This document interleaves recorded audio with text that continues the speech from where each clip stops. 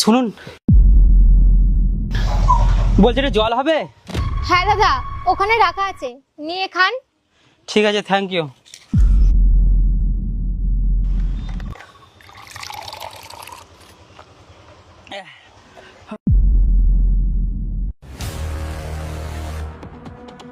এই এই এই এই কি ব্যাপার?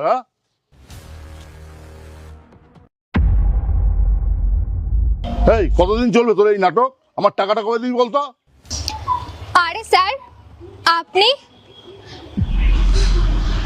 স্যার ওইদিকে গিয়ে কথা বলি, চলুন। এই ওদিকে গিয়ে চল মানে? বাড়িতে তো থাকতে দিয়েছি, ভাড়াটা তো দিবি নাকি? যখন ভাড়া দেওয়ার সামর্থ্য নেই তখন থাকিস কেন এখানে? স্যার, এখানে আমার ছোট বাচ্চাটা আছে, একটা অচেনা লোকও আছে, ওদের সামনে আমাকে এরকম ভাবে অপমান করবেন না স্যার। চলুন ওইদিকে গিয়ে কথা বলি। না, এখানেই বল, যা বলার এখানেই বল, ওদিকে গিয়ে আবার বলার কি আছে? স্যার, হাত জোড় করে বলছি স্যার, চলুন একটু ওইদিকে গিয়ে কথা বলি, চলুন।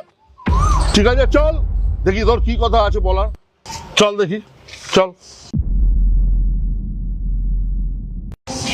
বল, কি বলছিলি বল।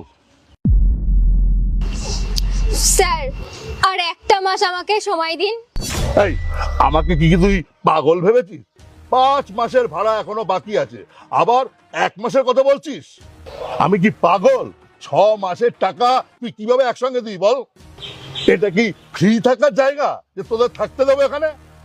আমার অনেক খরচ, তাহলে আমি কি করে চালাবো বল? থাকার জায়গা দিয়েছি তো টাকা তো দিতেই হবে বল।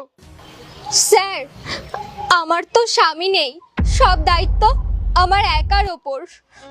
আমি সব জায়গায় কাজ খুঁজছিলাম স্যার, কিন্তু কোথাও পাচ্ছিলাম না। একটা কাজ পেয়েছি আমি, মাইনে পেলে আপনার টাকাটাই সবার ফার্স্টে দিয়ে দেব, কিন্তু ততদিনে একটু টাইমটা দিন আমাকে স্যার। আপনি তো খুব ভালো মানুষ, আপনি না বুঝলে কে বুঝবে স্যার? আমি কি তোদের ঠেকা নিয়ে বসে আছি যে তোদের পুষেছি আমি? কম টাকায় থাকতে দিয়েছি বলে তাহলে কি ফ্রিতে থাকার চিন্তা করছিস? আর একটা কথা বল, যদি কোনো কাজ না পাস তাহলে কি সারা জীবন ফ্রিতে থাকার চেষ্টা করবি? আমি কিছু বলি না তাই ভালো মানুষের ফায়দা নিবি? না স্যার, আমি কোনো ফায়দা নিচ্ছি না, আমার কাছে কোনো কাজ ছিল না, কিন্তু এখন তো একটা কাজ পেয়েছি। কাল থেকেই আমি কাজে যাব, 1 মাস পরে মাইনে পেলে সব টাকা আপনাকেই আগে দিয়ে দেবো স্যার। আর যদি কাজ না পাস তাহলে আবার 1 মাস চাইবি? আমার এমন